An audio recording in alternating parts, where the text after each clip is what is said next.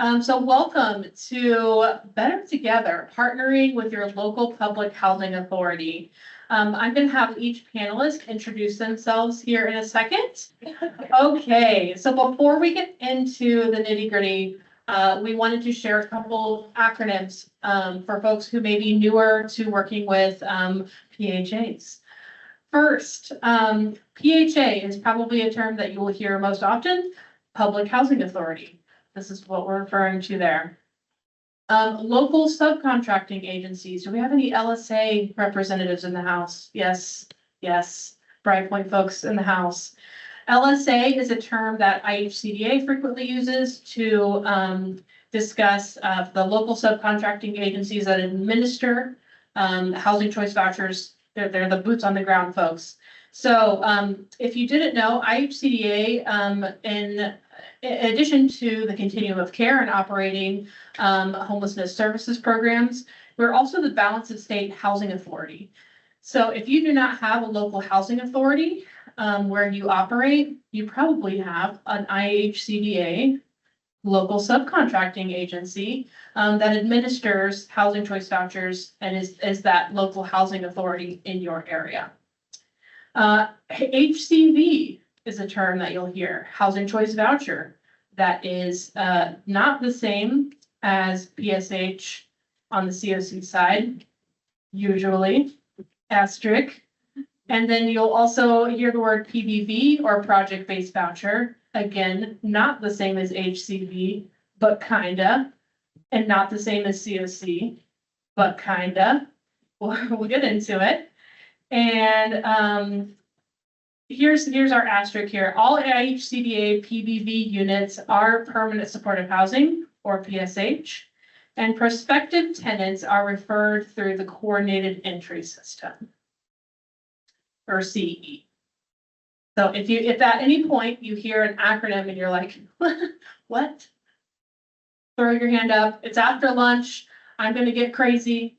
Our panelists are going to get crazy, right, Debbie? Ooh, looking forward to it. All right. The bar is high. So I'll have each panelist introduce themselves. I'm Megan Fennekunov. I am the COC Grants Manager. But I probably should have led with that. All right, Derek. My name is Derek Steele. I am the Executive Director at the Kokomo Housing Authority. I've been working there since January 2020.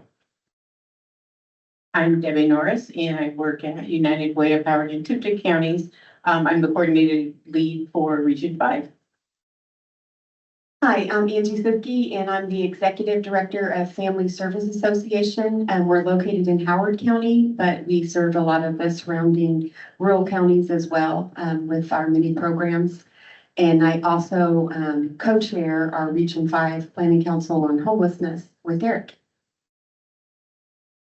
I'm Liz Chen, and luckily Megan understands the structure of HCV for IHCDA. So I process the referrals for the referral-based programs, which include the ones that are referred through coordinated entry. Can you all hear me if I talk at people in the back? Yes, well, yeah. Okay, excellent. I haven't had any water for like 2 hours, so I may get squeaky, but we'll power through. All right. So first question for you all. The background of this panel came about. This was actually a panel that was at the housing at the development day 2 years ago in 2024. And so this is kind of a follow-up to that, assessing what happened, what went well, what feedback do we have based on your experience. So I would love to hear from the Kokomo and Howard County folks now. When we talked about this in Terre Haute, we talked about a variety of topics. We'd love to revisit some of those and talk about changes and introduce, Liz is here from IHCDA's team to introduce their perspective. What types of services and programs does your agency collaborate? What does the collaboration look like between your agency, the CE process, and the housing authority? So I'll start with the Housing Authority. The Housing Authority works closely with the CE team. We have a number of specialty vouchers. So the Housing Authority has either public housing or a voucher program. Kokomo Housing Authority has both. In our voucher program, we have HCV vouchers. They are tenant-based. Each tenant gets to take that voucher to any landlord they choose. That is pulled directly from our wait list, but we have a number of specialty vouchers that get routed through the coordinated entry team, specifically Debbie here. Our mainstream vouchers are VASH vouchers, veterans vouchers, and then we have a couple other vouchers that mainly route through the Department of Child Services, but can be referred to. We've got both FUP, Family Unification Program vouchers, and FYI, Fostering Youth Independence vouchers. So at the Kokomo Housing Authority, we have a number of specialty vouchers, and we work closely with our CE team to make sure that people that are receiving those are receiving those timely, as well as getting in touch with those wraparound services. So all I can add is that we have one of the best housing authorities in the state. We've all said that for many years. They are so easy to work with. So we partner with them with a great deal. We partner, coordinated entry partners with many agencies in our region. So it's just very important to get a good collaboration of agencies together, but having the housing authority is just amazing. So at SFA, we have a permanent supportive housing for veterans, Jackson Street Commons, and we have a DV rapid rehousing program for domestic violence survivors. And so we've worked in coordinated entry the past several years. And we are thankful that our Kokomo Housing Authority participates in coordinated entry with the other providers from our region. But I also would say that even prior to coordinated entry, we've always partnered with our Kokomo Housing Authority, because even when, DV Rapid Rehousing, they have leases, but it's time limited. And so we've always been mindful working with our clients to make them aware of transitioning into opportunities through the Housing Authority for ongoing subsidy assistance. As someone who works with other PHAs across the state, as well as our other partners, I can tell you how special it is, the relationship that they have with Kokomo Housing Authority.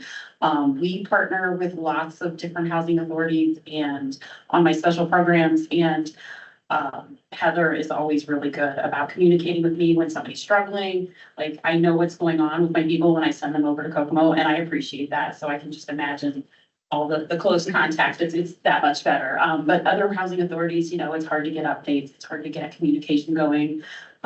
When you get a person, sometimes a few months later, that person isn't there anymore, and you can't connect with somebody who is willing to work with your agency. So I'm really, you guys are incredibly lucky. I know you did that. Could you guys tell me if I were to meet a veteran on the streets in Kokomo, could you walk me through what it could look like potentially from them? I'm the service provider, meeting that veteran to having a housing voucher, whatever type of housing voucher that might look like.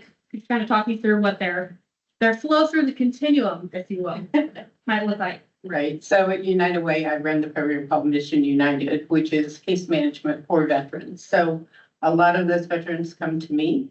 They're referred to me by the VSO, whatever it may be. We always refer them to the VA and the homeless veterans team. We have benefit of having Christy Stockwell. She is with the VA. She does the chats for them. And then, we work together. We've got the benefit of having Jackson Street Commons, as Angie mentioned, for veterans. But the veterans get what's called the HUD Bash, which is similar to the regular housing vouchers but it's just for veterans. So we, how many years ago? Several years ago in our county, we effectively ended veteran homelessness. It's a national yes. That was a very big deal. Very big deal. And it doesn't mean we don't have homeless veterans, obviously, but it does mean we identify them quickly and we find them housing quickly. So it's a metric that we have to continually maintain. I would just echo that we do have a really great infrastructure for our veteran homeless subpopulation that continues to remain strong. When homeless veterans are identified in our region, Howard, Miami, Tipton, Cass, and Wabash, providers are really great about getting them connected to a coordinated entry assessor and getting them in that coordinated entry system, and then take it from there. So are the veterans staying with you, Angie, while they're waiting on a voucher of permanent housing? No, typically they are referred to one of our homeless shelters or to one of the VA programs. The VA has some transitional programs too. I'll let you go first and then I'll. I don't really have much to add to that. That's, anytime we get a call in, whether it's veteran or another individual, our website gets flooded, inundated with requests pretty much every day of, I need housing, here's my situation. Our first referral, 99% of the time, is to Debbie. So to get them into the right system within our coordinated entry team. So my follow-up, I know I'm going off script here, sorry. My follow-up is, could you explain a little bit of the difference between, Angie, your program and then the HUD Bash? Yeah, so Jackson Street Commons is permanent supportive housing. So, you know, we get the rental assistance from the HUD grant. The HUD VASH, that's the equivalent of a Section 8 voucher, but it's for veterans. One thing that's appealing to some of our veterans about Jackson Street is that rent is included, or not rent, I'm sorry, utilities are included in our rent. That's been a factor in the past, sometimes when they're deciding, okay, do I want to go the Jackson Street Commons route or do I want to go the HUD VASH route? And, you know, we're a single site building, and for some folks, maybe that's a good fit. For others, maybe they need scattered site housing, and maybe that would be the preference.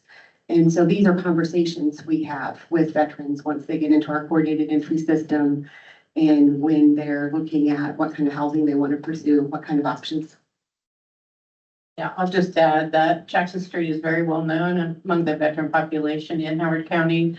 So Tammy, who's the youth program manager there, she gets a lot of calls from homeless veterans thinking they could just walk in the doors there. We all know with coordinated entry, that does not work that way, right? So, yeah, and they are not a shelter. So, you know, Tammy notifies myself and the VA, and then we start the process working. Yeah, thanks for that follow-up and thanks for going off script with me briefly. I wanted to highlight there are different types of programs. It's not a one size fits all, right? Housing choice, and it may be different for different person, what they need and what works for them. Okay, back on script. You can relax now. Have there been any key changes or updates in the last 2 years since we had our last session in 2024? Yes. The first key update is you're unfortunately stuck with me instead of Heather Bagley, which each of them have mentioned. She presented this 2 years ago and probably a much better presenter and advocate for everyone that we're serving than I. The changes that we've seen over the last 2 years have been numerous, but particularly for the Kokomo Housing Authority, which has affected everyone in our community and everyone going through the coordinated entry, is over the last 2 years, we've seen significant funding diminishment. Even before the new budget, we went through 2 years of continuing resolutions on the federal funding side, which only had minimal increases for voucher utilization. And we talked about this a little bit, but the numbers I wanted to kind of point out to show just how drastic that change has been over the last few years. From 2016 to 2020, the average per unit cost increased 15% over that 5-year period. From 2021 through 2025, the average per unit cost increased by 49%. So funding stayed stagnant and costs increased by 50%. We are in a huge crunch, and the Kokomo Housing Authority is experiencing it as much as any. We've been in what's referred to as a shortfall funding since April of last year, which means our housing choice voucher, our voucher program, and Section 8 vouchers, which includes our project-based vouchers, have been at a standstill. We are not and have not been able to issue a new voucher under any of our programs, with the exception of some mainstream, since April of last year, which means as people are falling off of our programs, no new people are coming on. We're not able to fill some of these coordinated entry referrals. We have just been at this standstill, obligated by HUD. We were fortunate that we didn't end up in shortfall last year, but we are still, as of today, under shortfall funding restrictions and cannot issue the vouchers until HUD gives us the go-ahead. So our community has seen an extreme, drastic change since this conversation 2 years ago because of that. Repeat those stats that you said. Those stats, this is just for the state of Indiana, and it's based upon PHA per unit costs. So the PHA per unit costs have increased by 15% from 2016 to 2020. Roughly $442 per unit to $510 per unit.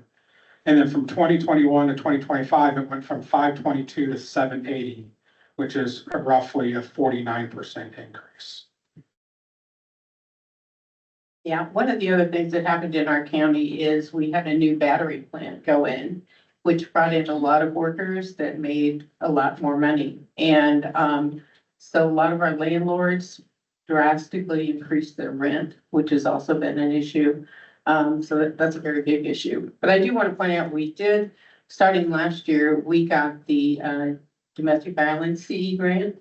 And that has been very beneficial into, you know, I monitor it, the money goes to the DV shelter. So that's been a benefit for them.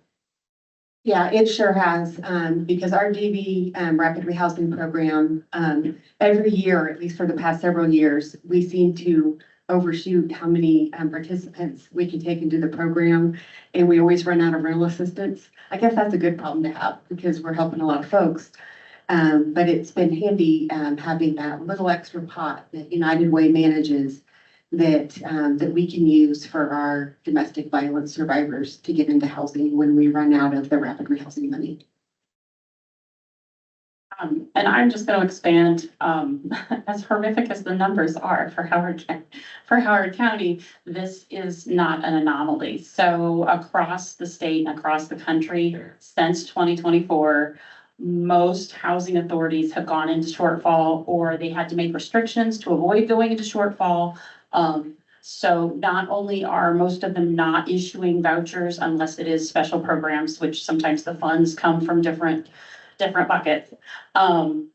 They also have limited portability. So portability is when the housing choice voucher, you can take it wherever you want within your area, but you can also take it across the state or across the country. And whether they're billing or absorbing is the question that you ask when you ask if you want to port, and everybody is billing. Nobody can afford to absorb because they don't know what the payment standards are. Those rental amounts are going to be for where you want to go. So technically you can still port your voucher anywhere you want, but your agency will say no if they have to bill. So that's a lot, that's taken away a lot of choice. And there are lots of reasons for all of these changes that I know you're aware of because they affect your funding and all of those things as well. But the good news is, I guess, that we have tightened our belts. We are being very careful about how we spend things. So some agencies are able to come out of shortfall and issue vouchers cautiously. But that's here and there. That's not everywhere. If I can just speak real briefly to an example of that, we had an individual who sought an accommodation and wanted to port closer to family out in Portland, Oregon. Well, the costs and standards, rent standards versus Kokomo and Portland are extremely high, and they were not absorbing their billing just like everyone else. And we initially had to deny that. Then we had to go and seek approval from our HUD field office to allow a waiver of our shortfall funding restrictions so that we could meet that reasonable accommodation to the board. So, yeah, we're experiencing that. It's causing severe hardships on a lot of individuals. And had the HUD field office told us, no, we couldn't have that waiver, that individual would still be here alone without family to support. About how long did that process take? The waiver and actually getting the waiver from our field office and the team that we were working with wasn't that long.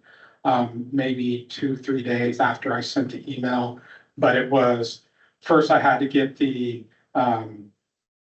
response from the Portland Housing Authority that they were billing. Then I had to get specifically what their standards were so that I could show what it was gonna cost us.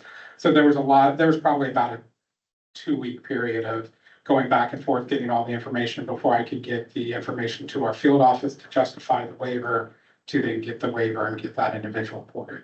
So not extremely long, but still a little bit of time. Yeah, and that seems, 2 weeks seems really fast. Really, you have some housing authorities that won't reply to an email in 2 weeks. And that's individually for each accommodation request. That's not Yes. across the board. Yeah, we've had 3 or 4 waivers. We had one waiver where an individual was a spouse to a veteran who was receiving a VASH voucher, who was no longer going to have that VASH voucher because they no longer qualified. And we would have normally just absorbed them into our HCV right away, no problem, we'll just take that on. We had to go through the process of getting that person waived and getting our restrictions waived so that we could absorb them. And again, quite honestly, that was a ask for forgiveness. We weren't gonna wait, this person was losing their housing, and we told them to get in, and we'll ask for forgiveness from the waiver, but yeah. So in regards to a couple of the other, you've touched on a lot of the other barriers and things that have been faced. Could you talk a little bit more about like the housing stock and how that's affected and kind of combining with these limited choice options that we're seeing? I want to take that. Well, again, like I mentioned, the housing stock in our area, has gone down significantly. The landlords raised the rent where they're no longer rent reasonable to qualify for any of the vouchers, that we're dealing with. A lot of people say low income housing, but low income housing is not affordable housing. So there's a big difference there, and we don't have affordable housing.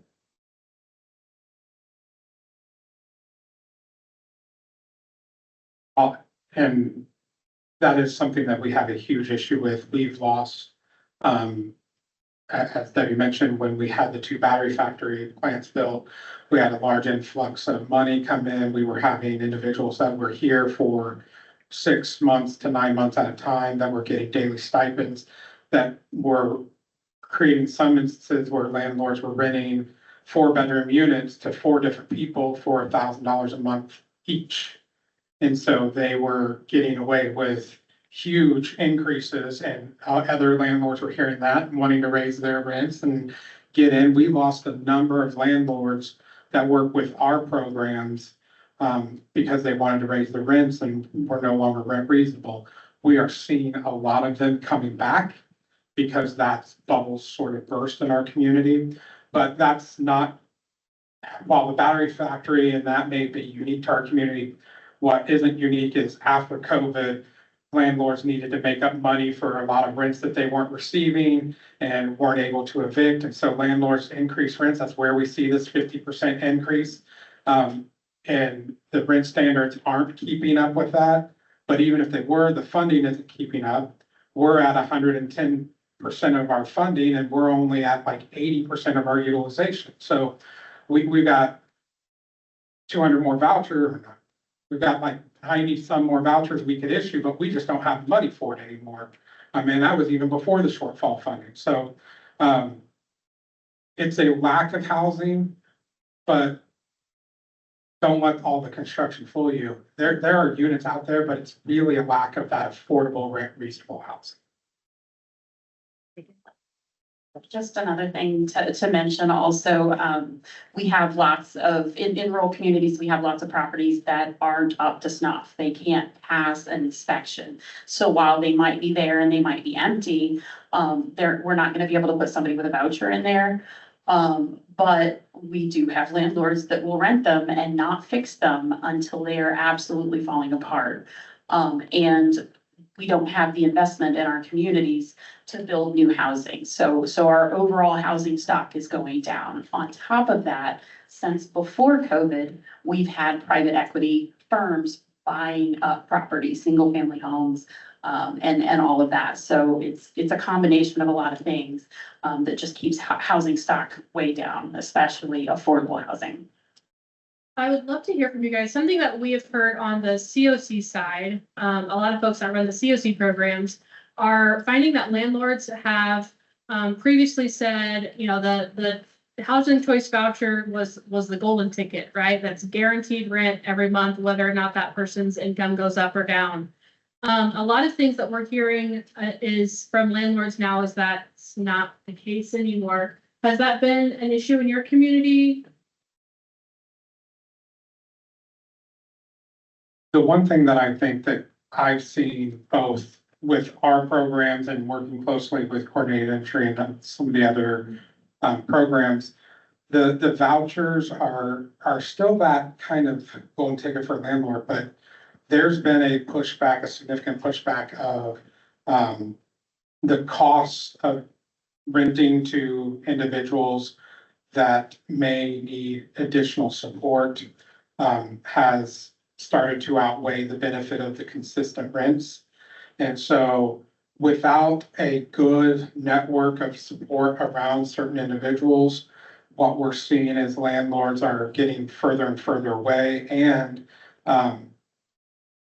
one bad apple spoils the bunch sort of thing, where you'll have a landlord have one bad experience with one individual. We have 1,200 families on our program, and now everyone in our program is a bad individual. So that is what I've experienced as far as the landlords getting out of that, is that consistent rent is not sufficient enough to overcome the windfall that they think they're going to receive from renting at $300-400 more a month on the open market. All right, we've talked about a lot of the sad doom and gloom. It's time to move on to the fun stuff. What are the things that you're seeing, some of the highlights that you would want to share, and unique considerations about the partnership between the Kokomo Housing Authority and the Kokomo CE process, and then CoC providers as well? What are some of the things that make your partnership strong? So, as we've mentioned, Heather from the Housing Authority, she joins in on all of our coordinated entry meetings. So one of the first things we tell all of our assessors is, once you've done the chat, make sure they've applied with the Housing Authority. That's number one thing that we ask them to do. And so while we're in our coordinated entry meeting, we can say, you know, we can ask, have they applied? They'll say, well, they said they were going to, but Heather will look it up right on the spot and tell us, yes, they're on the list. No, they're not on the list, so that we know that. So that's a huge benefit. It's a huge benefit. So again, I would just encourage everybody to work as well as you can with your partners, you know, at the housing authorities, because it makes a really big difference, really big difference. Something I would add that has been beneficial to our programs is there have been times when one of Derek's team members has come to our PSH program or Rapid Rehousing program and talked about the various kinds of assistance that the Kokomo Housing Authority provides. And I know, was it 2 years ago at InVentrack, you guys trained the community on all of the different types of assistance that the Housing Authority has and ways to navigate the application process. And so I think that's pretty special too, because I don't know that that happens in every community. Elizabeth does it. No, I'll say that partnership does run both ways. So I do appreciate it. I do know, and I'm not gonna deny that we've operated in a unique way with partnering with our community partners, particularly through coordinated entry. But it is a two-way partnership. We don't go to the permanent supportive housing units if we're not invited there. So that invitation comes and we accept it. And so it is a two-way street. The partnership works both ways. It has been a very beneficial partnership for our community. We are a cog in that. Heather is the main cog in that, and I'm glad to hear that she keeps getting the recognition that she deserves. It is because of the people that work for us, that we work with, that we're able to serve the people we are, because a lot of people in housing, it's a job, and for ours, here, our motto, our mission statement is providing housing, transforming lives, and that second part is essential to what we do, and we can't do that without our community partners. Liz, I was hoping you could speak a little bit to the process when the December COC NOFA was released and we realized, oh my goodness, we could lose a lot of permanent supportive housing across the state. What can we do now? The Housing Authority with IHCDA did a couple of creative thinking things, and I would love if you could speak a little bit to that. That's about my favorite. I wasn't part of that. I was focused on processing the referrals for the individual programs. I know that there were creative things that were done. I can't speak to them. That's fair. I'll shed a little bit of light, and Zach's in the back too, so we can force him. If you have other questions, ask Zach. Zach Gross. IHCDA, in a partnership with the Housing Authority team and Zach's PSH team on the real estate side, they actually issued an RFP for some of those projects that are specifically in a LIHTC building and they have PSH on site, and that PSH is mostly funded through COC. When we're looking at like, oh my goodness, are we going to lose some of these PSH units and some of that funding? Like if HUD says, instead of getting 100,000, you're now getting 50. Well, we have to still have the same number of people, same number of units. How do we get those? And there was a lot of collaboration there to issue that RFP, and the Housing Authority was able to work on issuing some new vouchers for some of those properties. So that's just one kind of creative process that we had. I don't know if Derek, you're able to speak to anything similar or kind of problem solving things that you've done recently. Yeah, so one of the things that I can speak to about our partnership, particularly with IHCDA, is as some may be aware and was mentioned, IHCDA is the balance of states. So wherever there isn't a public housing agency, IHCDA serves to offers to serve those regions. So for Howard County, Indiana, the city of Kokomo has the Kokomo Housing Authority, but the rest of Howard County is served by IHCDA. 3 years ago, we entered into a partnership, an MOU with IHCDA that basically allowed us to utilize our resources and join together as opposed to being territorial. And we have an agreement where both agencies can serve all of Howard County. IHCDA can issue vouchers within Kokomo. Kokomo Housing Authority can issue vouchers within Howard County. Basically what that did was allow us to better serve the residents of our community, where if someone came to Kokomo Housing Authority, got pulled up on our wait list, wasn't able to immediately port to IHCDA, but wanted to have a unit in Greentown, which is outside of the city limits of Kokomo, they wouldn't be able to. They would have had to, under ours, if they weren't able yet to port, stay within the city limits for their mandatory time. And so this just allowed us to be more flexible and work with each other, knowing that we have limited resources, knowing that there are limited housing options that were affordable and available to our individuals within the city limits. This allowed us to better utilize our resources by joining forces as opposed to competing.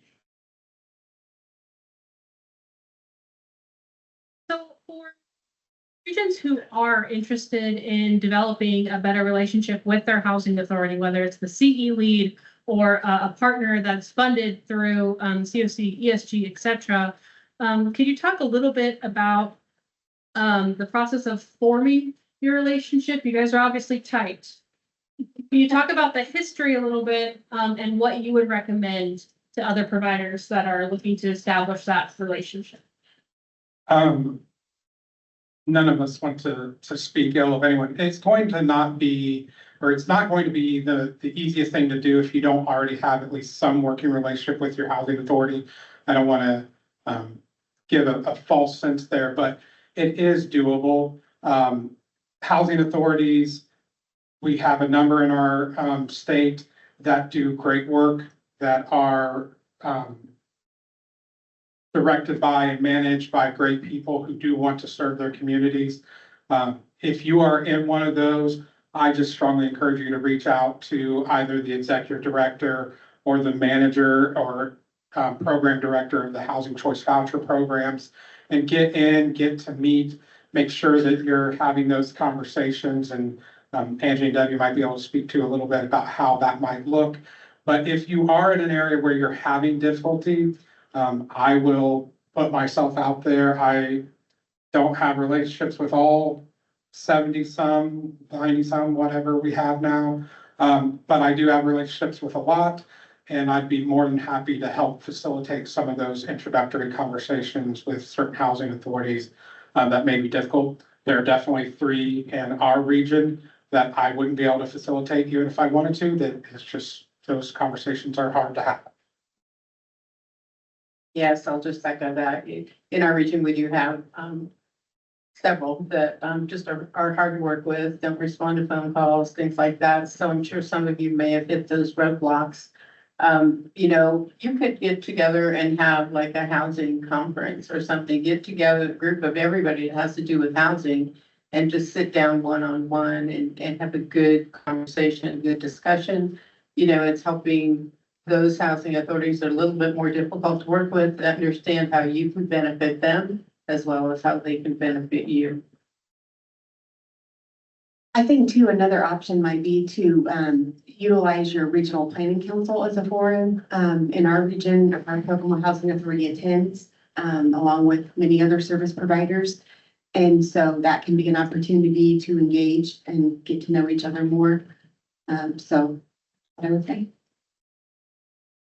I would say I would like to talk to you about a couple of housing authorities.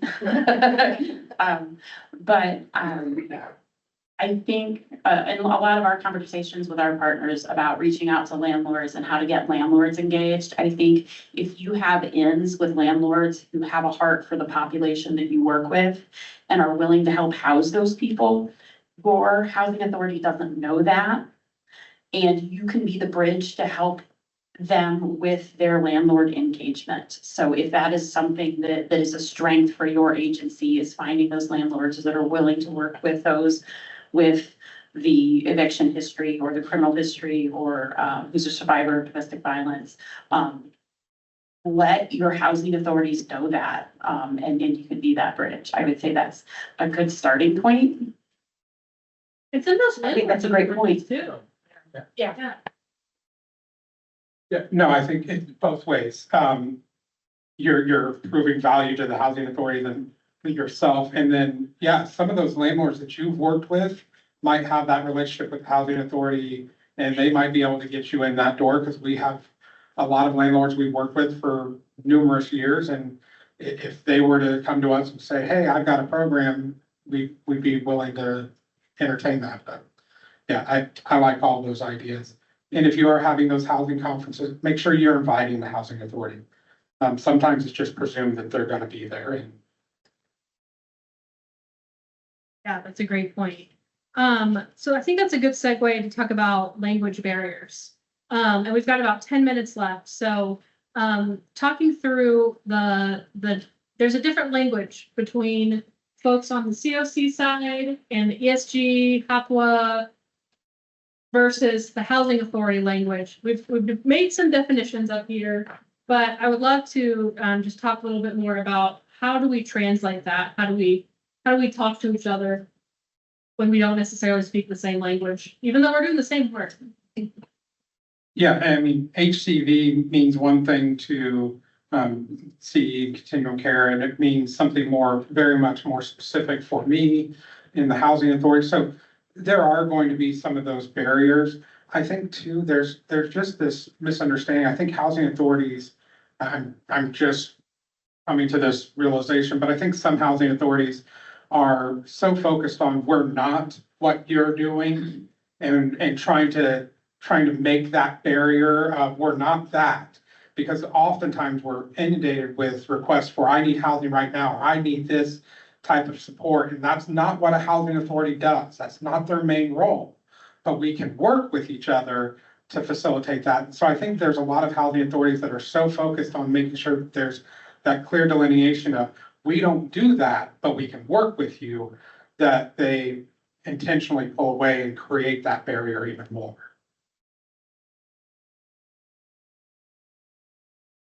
One of the things that I learned when I first so before I came to IHA, before I came to IHCDA, I worked for Indianapolis Housing Agency, and I was just a regular caseworker. And when I came to IHCDA and I started working with the emergency housing vouchers, I learned that PHAs have wait lists. It is not the same as your prioritization list. So when I was talking about getting people on a wait list, it was a very different thing, and I was referring to the prioritization list as a wait list. So I learned very quickly that that is a very different thing. So that's one of the things that I learned early on, but I know that in the trainings that I've done to help providers understand housing and everything, there's lots of not huge barriers. It's just a matter of, okay, when I say this, this is what this means, and just explaining that this is a very clear and firm line, where for you it isn't. When I say I need bank statement, I need everything. I need everything, including your Cash App and your all these things that you don't think of. And it's like, I don't care about some of that, but if it exists, I need to know. And if I find it later, I might have to treat it as fraud, and I don't want to do that. So just having those conversations with referring partners so that they understand, and they're having those conversations with the applicants it's really, really helped. So I think just taking a step back and realizing that you're not necessarily looking at things the same way. Angie, I have a follow-up on that for you. Do you have any, like, when folks are deciding, like, if they have a HUD bash versus staying at Jackson Street, do you find that there's differences in, like, what they need for an intake process and getting their client file ready? So I think when we have those conversations with veterans that are trying to decide if they're going to go the Jackson Street PSH route or the HUD bash route, we do work closely with our VA homeless outreach team too. And I think it's just providing them with all of the education about what it looks like for each program. Because, the tenant rent contribution is 30% for both. But like I said, at Jackson Street, at our PSH program, we have utilities included in the rent amount. So I think it's just giving them all the facts. Yeah. I'll decide, we've, again, maybe unique, more and more I hear about it, but we've taken a lot of steps to make sure that our application process is compatible with what's being received from the CE teams. And so, or that our applications are being given to the CE team so that those can be mostly filled out as soon as they're getting to us, so that there is some communicating back and forth there, where generally speaking, whatever you're doing may not fit what your local housing authority is wanting at all. We do work closely with our teams to make sure that the information is being shared and is usually the same information going back and forth. Yeah, I think it's important to point out, if you've ever seen the building of HUD in DC, there's like two sides. It's like a kind of an elevator in the middle. In my mind, I'm sure this is not, I hope this is not actually how it is, but in my mind, there's PIH, Public and Indian Housing on one side, and CPD, Community Program and Development on the other. And in my mind, there's that elevator in the middle and nobody crosses it. So even though we very frequently do like income calculation, that's pretty much the exact same thing. Rent calculation, FMR, we all have these same language things that we use and mean the same-ish thing usually. But we don't always talk to each other about it and assume it's a completely different program. And even preparing for the session, Jesse was referring to the housing authority as the LHA, local housing authority. And I was like, the word is PHA. And he's like, but we say LHA. And I'm like, we need to stop saying LHA because the word is PHA. And we agree to disagree on that. But beside the point. Okay, we've got a few minutes left. I want to open it up for questions. If there are any questions, yes. The housing authority in the town I'm from hasn't used coordinated entry since the emergency vouchers happened right outside of COVID. Can you talk a little bit more about the benefits of a housing authority using coordinated entry or having a relationship with coordinated entry? So one of the things that we do in our admin plan, all housing authorities can give priority points to people on their wait list. We also can hold a wait list open, and individuals that are coming from the coordinated entry team can get onto that particular wait list. So it's really within the housing authority's discretion to have that within their plan. But that would probably be the first step with any CE team wanting to create that relationship with the housing authority, is to have those conversations about what the housing authority's admin plan looks like as far as getting people onto the wait list and then up the wait list in a timely fashion that matches what the CE team's doing. And if they do have other specialty vouchers, those specialty vouchers should be getting those priority points anyways and working within that community coordinated entry.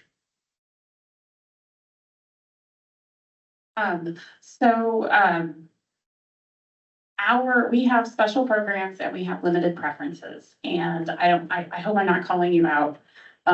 Lots of your public housing authorities do not have their administrative plan on their website as required. Just so you know, anyone who applies and is denied can ask for that admin plan because they're supposed to show them how and why they got denied. If you do not have access publicly to that admin plan, you can fight them on just about anything. But I can't even say Release most. the house. I can't even say most. So several PHAs make sure that they have their admin plan updated every year. Several. They're supposed to be, I think it's required every other year or every third year or something, but best practice is to update your admin plan every year. So we have limited preferences for IHCDA, and those are by referral only. So while another agency may have limited preferences that are points in their waitlist system, ours is by referral because we have the ability to process those referrals through me. So it looks a little different from agency to agency. It should be in their admin plan as to how those things are done. But again, if you can't find it on their website, bug them. So yes, annual update. We also have a 5-year plan. That said, we have both. We actually have a preference point or an increased preference point for agency referrals that are within our approved agency referral grouping. So all of that is part of what we do to try and make sure that our coordinated entry partners and their needs are getting met as quickly as they can. We currently are not using our preference points on our HCV. We have with our public housing, but those are part of what we are able to do. One more question. Did I hear that the emergency vouchers are running out at the end of the year that were supposed to last through 2030? So we ended, or the referral process ended, the last referrals accepted were in September of 2023. So when they're saying that funds are running out, that means that it was supposed to be funded for a certain amount of time. And this administration decided that they were going to end this program.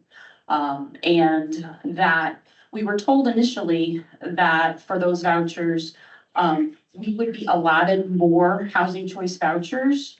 And then in reality, what happened is we have to absorb them into our housing choice voucher program. So what we had to do at IHCDA was stop accepting or stop issuing any vouchers until we could fully absorb all of our EHV participants into our HCV program. That process has been completed.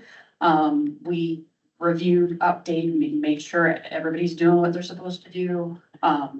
And we were able to keep, I think, around 230 still stably housed of the 350 that were initially housed to begin with. So we were able to absorb them. Other programs, I'm not sure, but we had a lot more vouchers than other programs. I think in the state, most of them had less than 50.